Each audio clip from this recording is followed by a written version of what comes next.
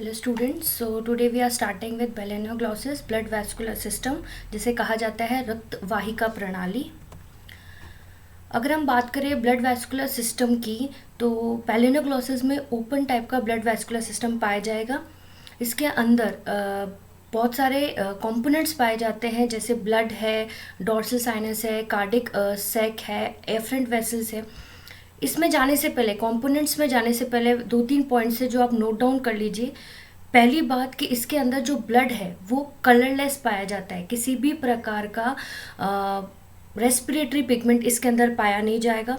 दूसरा पॉइंट अगर हम नोट करते हैं तो वो है कि अगर बेलेनोग्लॉसिस का ब्लड वैस्कुलर सिस्टम अगर हम कंपेयर करते हैं हेमिकॉर्ड से, तो हमें क्या है, थोड़ा सा जटिल पाया जाएगा। ये जटिल मतलब कॉम्प्लेक्स स्ट्रक्चर पाया जाएगा अगर हम इसका ब्लड वैस्कुलर सिस्टम हेमिकॉर्ड से कंपेयर करें। But on the other hand अगर हम इसका ब्लड वैस्कुलर सिस्टम कंपेयर करते हैं कॉर्डेट से, तो ये बहुत सिंपल रूप में सिंपल प्रकार में अपन को दिखाई देगा।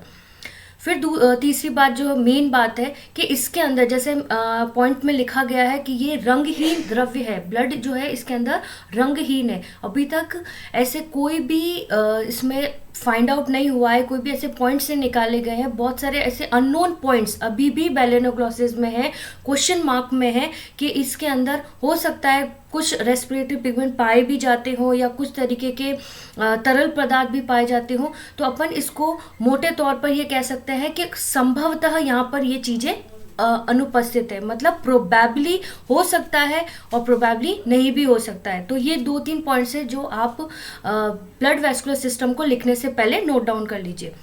तो अपन स्टार्ट करते हैं ब्लड वैस्कुलर सिस्टम। तो यहाँ पर बोलते हैं कि ओपन टाइप का ब्लड वैस्कुलर सिस्टम रहेगा। कंपोनेंट्स क्या क्या होंगे, वो 5-6 कंपोनेंट्स मेन है जो लिख दीजिए। ब्लड है, डॉर्सल साइनस, इसको सेंट्रल साइनस के नाम से भी जानते हैं। कार्डिक वेसल, जिसको कार्डिक सैक, और हार्ट।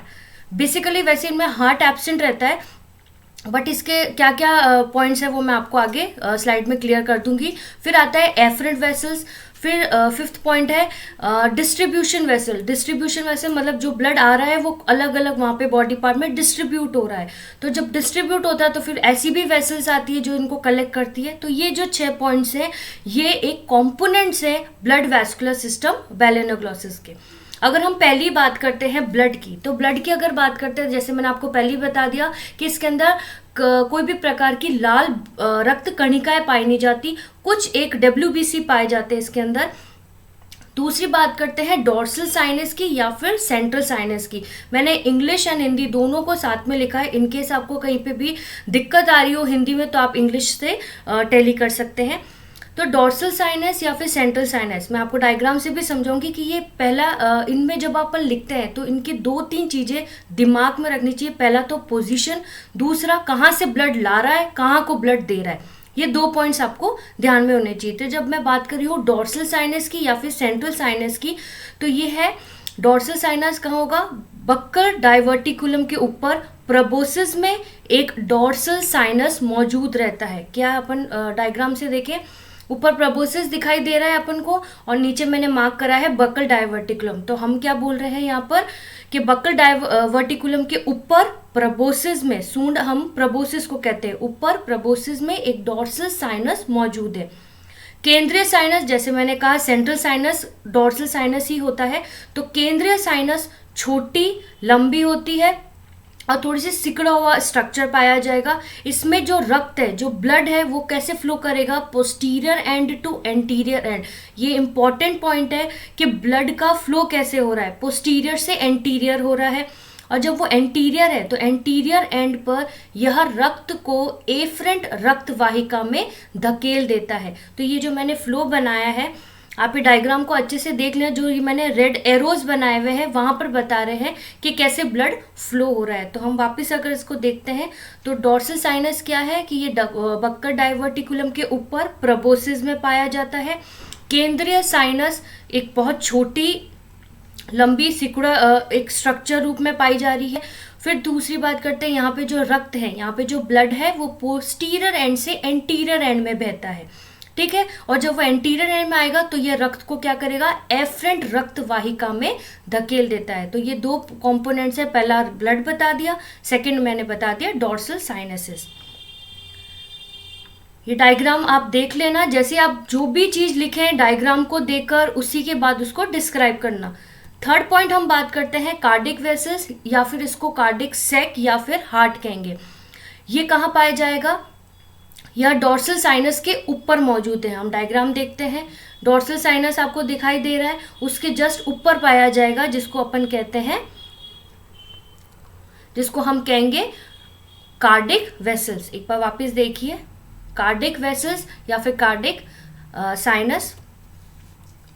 क्लियर? ये आकार में कैसी होगी? ट्रायंगुलर स्ट्रक्चर ये होगा। ये कैसा है? कॉन्ट्रैक्शन और रिलैक्सेशन, बेसिकली कॉन्ट्रैक्शन और रिलैक्सेशन को दर्शाता है। तो तीसरा पॉइंट है कार्डिक वेसल या फिर कार्डिक सैक। फोर्थ पॉइंट हम लेते हैं afferent blood vessels. Afferent blood vessels क्या है कि डॉर्सल साइनस के जो एंटीरियर एंड है वहां पर ये उत्पन्न होती है, एफरेंट ब्लड वेसल्स। आप देख सकते हैं एफरेंट ब्लड वेसल्स मार्क करा हुआ है। एफरेंट ब्लड वेसल्स कहाँ पर उत्पन्न होगी? डॉर्सल साइनस के एंटीरियर भाग में उत्पन्न होगी। ये क्या, ये सब बनाकर एकजुट होकर एक चीज बनाएगी जिसको कहेंगे ग्लोमर्क्यूलस। ये देखिए यहाँ पर ग्लोमर्क्यूलस बनाती है ये। इस डायग्राम में भी आपको दिखाई दे रहा है नीचे ग्लोमर्क्यूलस ये बनाएगी। तो देखो ऊपर तो है अपने ये प्रोबोसिस रीजन, फिर आता है पेरिकार्डियम जिसके अंदर हार्ट अपन कहते हैं जो एक एनक्लोज्ड कवरिंग है। फिर अपन यहाँ बात करते हैं प्रोबोसिस के अंदर 2 आर्टरीज आएगी। तो ये एक एफरेंट ब्लड वेसल्स क्या बनाएगा? एक एकजुट होकर ये ग्लोमर्क्यूलस बनाता है, ग्लोमर्क्यूलस कहलाता है। और इस क्षेत्र में बेसिकली इस क्षेत्र में क्या होता है? नाइट्रोजन पदार्थ को रक्त से अलग किया जाता है और ये एक एक्सक्रीटरी ऑर्गन के रूप में काम करता है। तो एफरेंट ब्लड वेसल्स मेन क्या है? यहाँ पर जो एक्सक्रीटरी ऑर्गन के रूप में ये काम करेगा। यहाँ पर जो प्लेक्सेस बनते हैं वो एकजुट होकर एक ग्लोमर्क्यूलस बनाएंगे और जहाँ पर क्या है नाइट्रोजन पदार्थ को ये रक्त से अलग करेगा। तो ये फोर्थ कंपोनेंट है ब्लड वैस्कुलर सिस्टम का जो है एफरेंट ब्लड वेसल्स। फिर हम बात करेंगे डिस्ट्रीब्यूटिंग वेसल्स। डिस्ट्रीब्यूटिंग वेसल मतलब वितरण, जो वितरण हो रहा है। यहाँ पर जब ग्लोमेक्युलस है उसके अंदर 4 रक्त वाहिकाओं में ये प्रवेश करेगा। पहला है प्रोबोसिस, जो मध्य पश्चिम प्रोबोसिस आर्टरी, तो मैंने हिंदी इंग्लिश दोनों में लिखा है। वो क्या करेगा? प्रोबोसिस भागों में रक्त प्रोवाइड करेगा, रक्त को सप्लाई करेगा। दूसरा है मिड वेंट्रल, जो सप्लाई कहाँ करता है ब्लड को? वेंट्रल साइड में। और 2 आर्टरीज है ग्लोमर्क्यूलर्स की। तो हम यहाँ पर देखें तो आगे आपको दिखाई दे रहा है प्रोबोसिस में 2 आर्टरीज बन रही, रेड कलर की जो मैंने बनाई है प्रोबोसिस वेन, और ऊपर 2 प्रोबोसिस आर्टरीज हैं। ग्लोमर्क्यूलर से 2 मेन आर्टरीज आएगी, जैसे अपना जो लास्ट पॉइंट क्या है कि 2 अपवाही ग्लोमर्क्यूलर धमनियाँ पाई जाएगी, आर्टरीज पाई जाएगी, वो भी ब्लड देती है।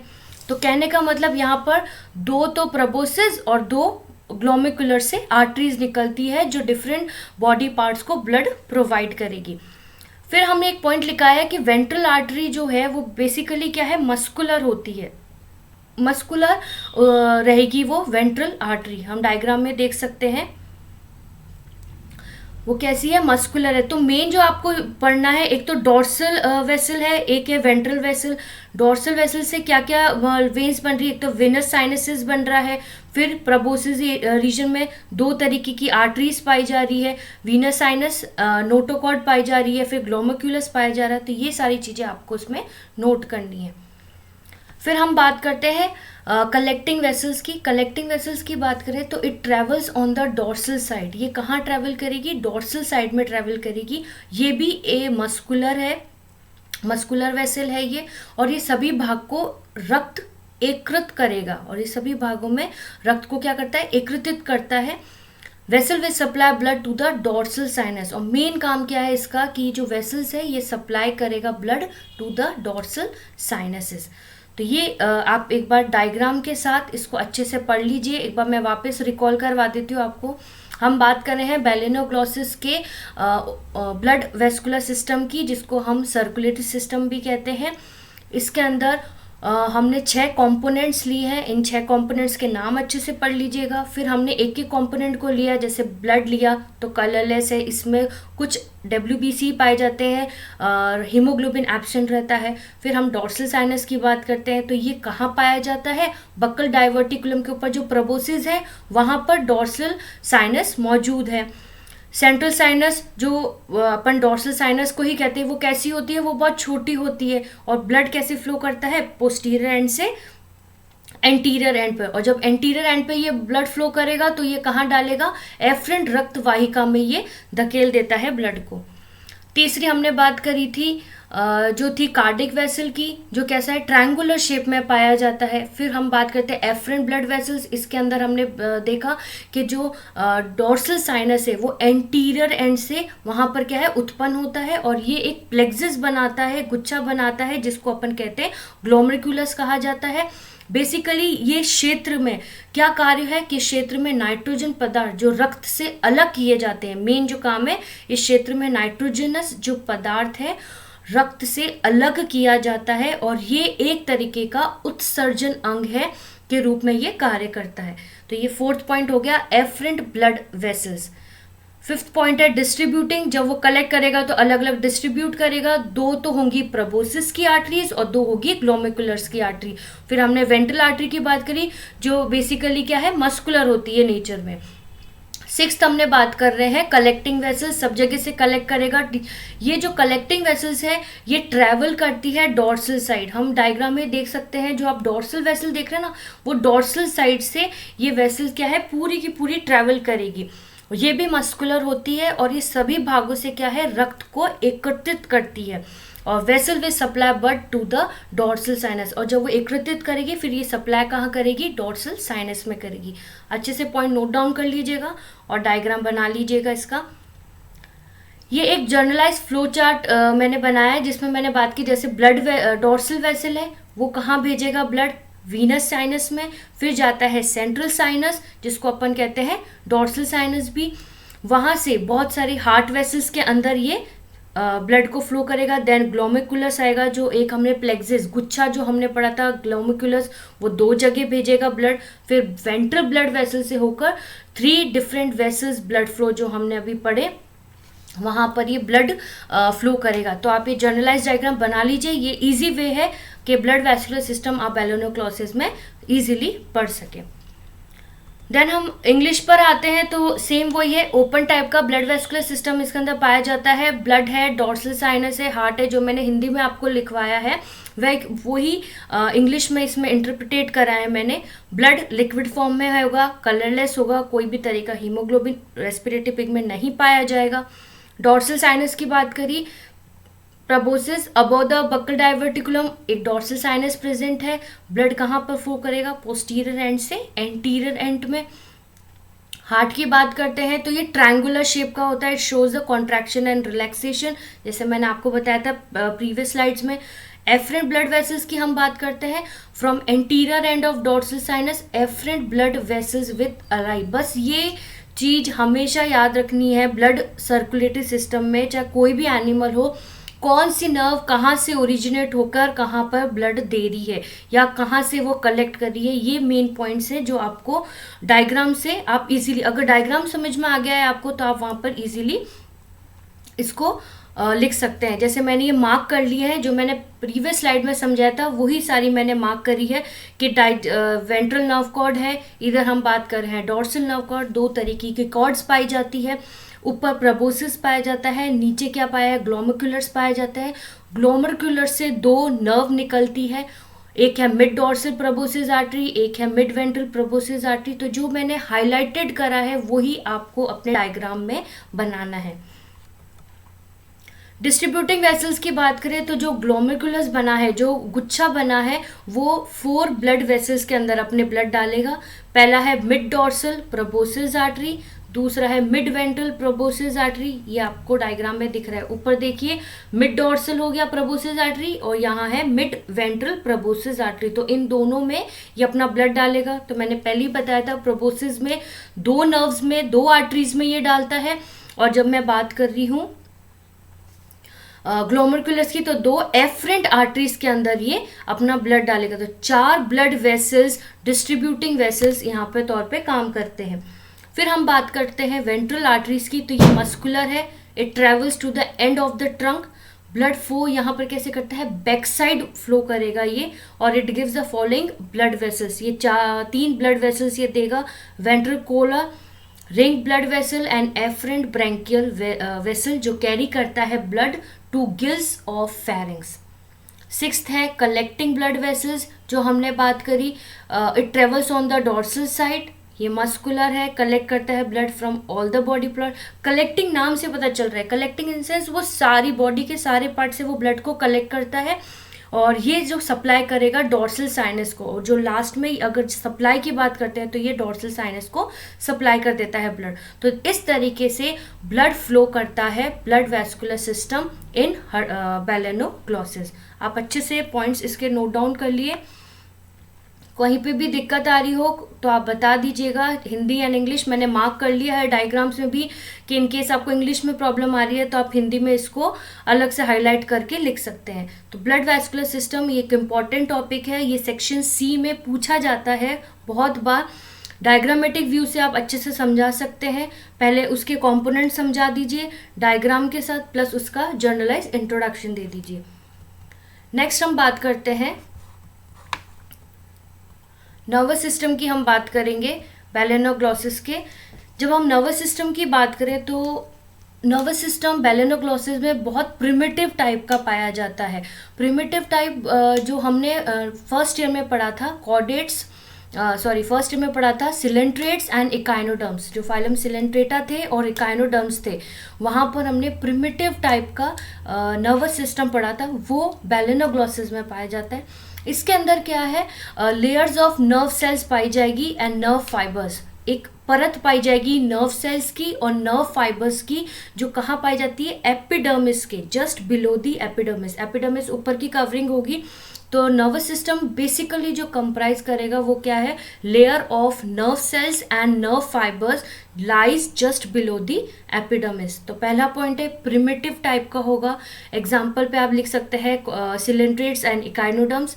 सिलेंट्रेट के एग्जाम्पल भी आप लिख सकते हैं ब्रैकेट में, इकाइनोडर्म्स में कहाँ कहाँ ये पाए जाते हैं वो एग्जाम्पल लिख सकते हैं। बेसिकली क्या है, लेयर ऑफ नर्व सेल्स हैं एंड नर्व फाइबर्स हैं, जो पाई कहाँ जाती है, बिलो द एपिडर्मिस पाई जाती है। तीसरे पॉइंट की बात करें, thread like process of epidermal cell contribute to the network और नर्व नेट। यहाँ पर बहुत सारा एक थ्रेड लाइक प्रोसेस पाया जाएगा एपिडर्मल सेल के अंदर, जो एक बेसिकली क्या है, नर्व नेटवर्क बनाएगा या फिर नर्व नेट बनाएगा सेल्स का। The nervous layer is composed of longitudinal nerve fibers with bipolar and multipolar nerve cells। इसके अंदर जो नर्वस सिस्टम की बात करें तो बहुत सारे लॉन्गिट्यूडनल नर्व फाइबर्स जो बाइपोलर और मल्टीपोलर हैं वो एट द मार्जिन पाए जाएंगे। नेक्स्ट जो स्लाइड्स है उसमें डायग्राम के साथ मैं आपको समझाऊंगी ये। तो ये मैंने एक सेक्शन लिया है नर्व कॉर्ड का anterior reason of the body में। यहाँ पर अगर हम बात करें तो जो मैं आपको कह रही हूँ लॉन्गिट्यूडनल कॉर्ड जो आपको टॉप मोस्ट जो प्रोबोसिस के वहाँ दिखाई दे रहे हैं, तो इसके अंदर दो चीज़ें याद करनी है। पहला तो प्रिमिटिव हो गया, दूसरा हमने बात करी कि एक गुच्छा नुमा स्ट्रक्चर बनाता है, नेटवर्क बनाता है या फिर नर्व नेट कहते हैं। कौन बनाता है, एपिडर्मल सेल्स बनाते हैं थ्रेड लाइक प्रोसेस से। तीसरी हम बात करते हैं तो इसके अंदर layer of nerve cells and nerve fibres पाए जाएंगे। किसके नीचे पाए जाएंगे, एपिडर्मिस के नीचे पाए जाएंगे। नेक्स्ट स्लाइड की बात करें तो यहाँ पे दो तरीके की, इस स्लाइड को समझने के लिए पहले आप ध्यान दीजिए, दो तरीके की इसमें नर्व कॉर्ड पाई जाती है ट्रंक में। पहला तो बात करते हैं वेंट्रल नर्व कॉर्ड, दूसरी बात करते हैं dorsal nerve cord of trunk. तो जो ट्रंक रीजन है एनिमल का, वहाँ पर दो तरीके की कॉर्ड पाई जाती है।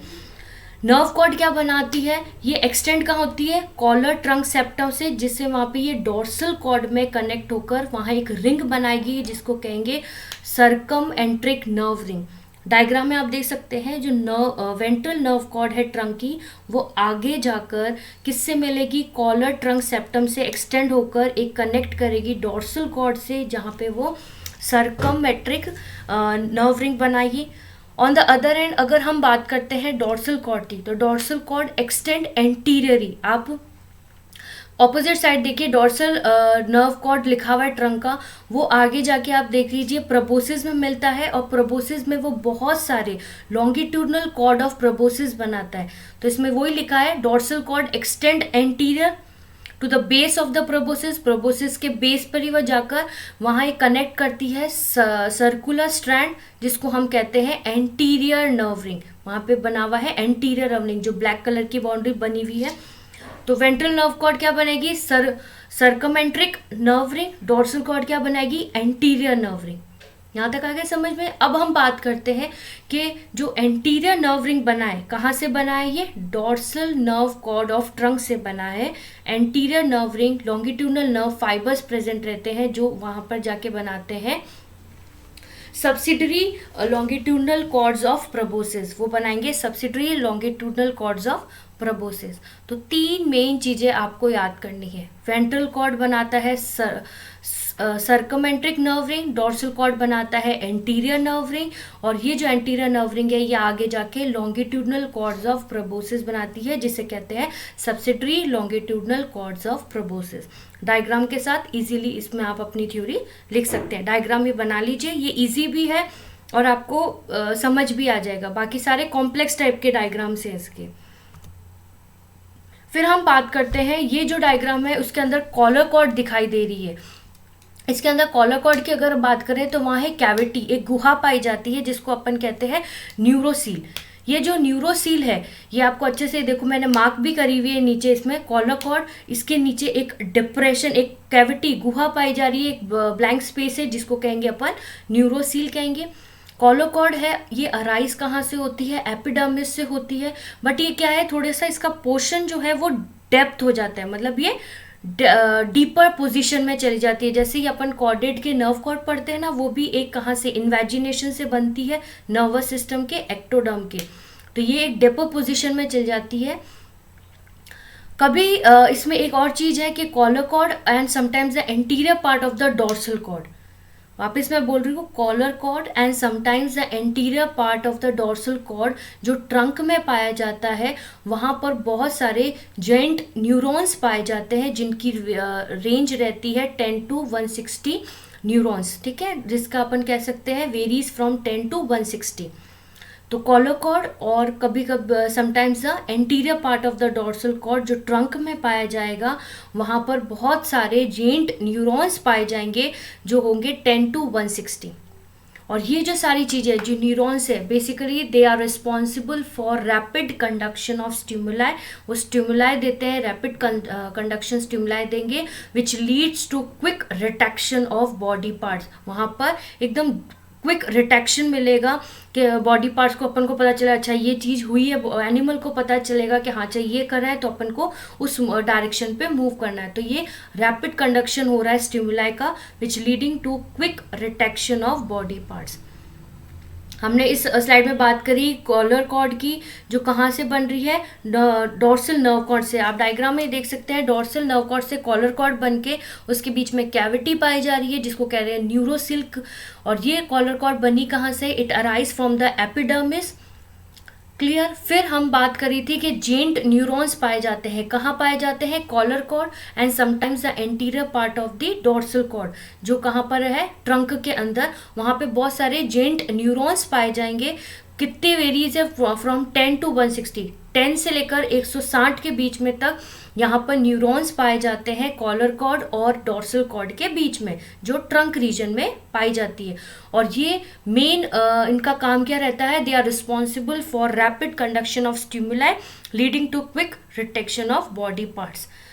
तो ये नर्वस सिस्टम मैंने आपको दिया है कि नर्वस सिस्टम बैलेनोग्लॉसिस का प्रिमिटिव टाइप का होता है। रिजेंबल कैसे करेगा, सिलेंट्रेट्स एंड इकाइनोडर्म्स, जो हमने बीएससी फर्स्ट ईयर में करा था कि सिलेंट्रेट्स में जो थे उनमें भी प्रिमिटिव टाइप का नर्वस सिस्टम पाया गया है। फिर प्राइमरीली क्या कंसिस्ट करता है, लेयर ऑफ नर्व सेल्स या फिर नर्व फाइबर्स जो पाए जाते हैं below the epidermis. Thread like process बनता है एपिडर्मल सेल का, जिसको अपन कहते हैं या नेटवर्क या फिर नर्व नेट। फिर हम बात करें, इसके अंदर बहुत सारी लॉन्गिट्यूडनल नर्व फाइबर्स होते हैं जो bipolar and multipolar nerve cell जो मार्जिन पे पाई जाएगी। हमने इस डायग्राम से समझा कि 2 तरीके के कॉर्ड है, वेंट्रल कॉर्ड है, डोर्सल कॉर्ड है। वेंट्रल कॉर्ड बनाती है सर्कमेंट्रिक नर्व रिंग और डोर्सल कॉर्ड बनाती है एंटीरियर नर्व रिंग। और जो एंटीरियर नर्व रिंग है वहाँ पर बहुत सारे लॉन्गिट्यूडनल नर्व फाइबर्स आते हैं और उनको हमने एक नाम दिया है subsidiary longitudinal cords of proboscis. फिर हमने बात करी कि जो कॉलर कॉर्ड है ये कंटेन करती है कैविटी जिसको कहते हैं न्यूरोसील, एक गुहा पाई जाती है इसके अंदर जिसको कहेंगे न्यूरोसील। ये कॉलर कॉर्ड ये अराइज कहाँ से हुई है, एपिडर्मिस से अराइज हुई है। फिर हमने बात करी कि जो कॉलर कॉर्ड है प्लस एंटीरियर पार्ट जो डॉर्सल कॉर्ड जो ट्रंक में पाया जा रहा है उसके अंदर बहुत सारे न्यूरॉन्स पाए जाते हैं जो फ्रॉम 10 to 160 इसके अंदर पाए जाएंगे और वो रिस्पॉन्सिबल क्या है for the rapid conduction of stimuli. तो आप डायग्राम के साथ इसकी थ्योरी आप लिख सकते हैं। Clear. Now we come to the Hindi portion. अगर हम बात करें तंत्रिका तंत्र की, जैसे हमने इंग्लिश में समझा वैसे ही हिंदी में पॉइंट्स मैंने लिखे हैं कि बेलेनोग्लोसिस का जो तंत्रिका तंत्र है वो बहुत ही आदिम प्रकार का है और कहाँ पाया जाता है, इनका मतलब मिलता जुलता रहता है सिलेंटेड और इकाइनोडर्म्स में। फिर हमने तंत्रिका ये एपिडर्मिस से जो बनी है उसके जस्ट नीचे स्थित रहती है, एक नेटवर्क या तंत्रिका जाल जैसा ये दिखाई देगा। फिर हम बात करें तो बेलेनोग्लोसिस का जो तंत्रिका तंत्र है वो नर्व फाइबर का जाल होता है, जो नर्व फाइबर्स है वैसा जाल होगा इसके अंदर तंत्रिका तंत्र में। फिर मैंने एक मार्क करा है कि नर्व फाइबर का जाल मिड डॉर्सल व मिड वेंट्रल पर मोटा होकर नर्व कॉर्ड बनाता है। जो आप देख सकते हैं कि नर्व फाइबर का जाल मिड डॉर्सल व मिड वेंट्रल पर एक थिक नुमा स्ट्रक्चर है जो नर्व कॉर्ड अपन कह सकते हैं नर्व कॉर्ड बनाता है। नर्व कॉर्ड धड़ के बराबर फैला रहता है, नर्व कॉर्ड पूरी इसमें फैला रहेगा। जो नर्व कॉर्ड धड़ से डॉर्सल साइड में उपस्थित रहता है उसे डॉर्सल नर्व कॉर्ड कहते हैं। सीधी दिखती बात है, अगर ऊपर पाया जाएगा अगर नीचे पाया जाएगा तो वो डॉर्सल साइड पाया जाएगा, I am so sorry, dorsal side अगर पाया जाएगा तो उसको कहेंगे डॉर्सल नर्व कॉर्ड, अगर वो वेंट्रल साइड में अगर बन रहा है तो उसको कहेंगे ventral nerve cord of the trunk. फिर हमने बात करी थी, जो मैं रिंग्स की बात कर रही हूँ, तो नर्व कॉर्ड अगले सिरे पर एक सर्कम एंट्रिक रिंग से जुड़ा रहता है। जैसे मैंने आपको बताया 2 तरीके की इसमें रिंग पाई जाती है और ऊपर क्या है लॉन्गिट्यूडनल कॉर्ड ऑफ प्रोबोसिस पाए जाते हैं जो किन से बनते हैं, एंटीरियर नर्व रिंग से बनते हैं। फिर हम बात करते हैं कॉलर कॉर्ड की जिसके अंदर एक गुहा पाई जाती है जिसको कहते हैं न्यूरोसील। मैंने इसको हिंदी में भी मार्क करा है कि न्यूरोसील होता है। फिर कॉलर कॉर्ड से उत्पन्न बहुत सारी मतलब अपन कह सकते हैं स्थिति ऐसी है कि वो नीचे डिप्रेस्ड हो जाता है। कौन होता है, कॉलर कॉर्ड। फिर उसके अंदर मैंने आपको बताया बहुत सारे विशाल न्यूरॉन्स पाए जाते हैं जिनके अंदर कितने न्यूरॉन्स है 10 to 160 उनकी रेंज रहेगी। तो ये सारी चीज़ें आप मैंने डायग्राम में हिंदी भी मार्क कर ली है, आप इजीली इसमें देख लीजिए, उसके हिसाब से आप अपने पॉइंट्स बना लीजिए। जहाँ पे कंफ्यूजन हो रही है हिंदी इंग्लिश में आप पूछ लीजिएगा। तो ये हिंदी एंड प्लस इंग्लिश बेलेनोग्लोसिस का नर्वस सिस्टम एंड बेलेनोग्लोसिस का अपन ने ब्लड वैस्कुलर सिस्टम पढ़ा है। Okay, thank you so much.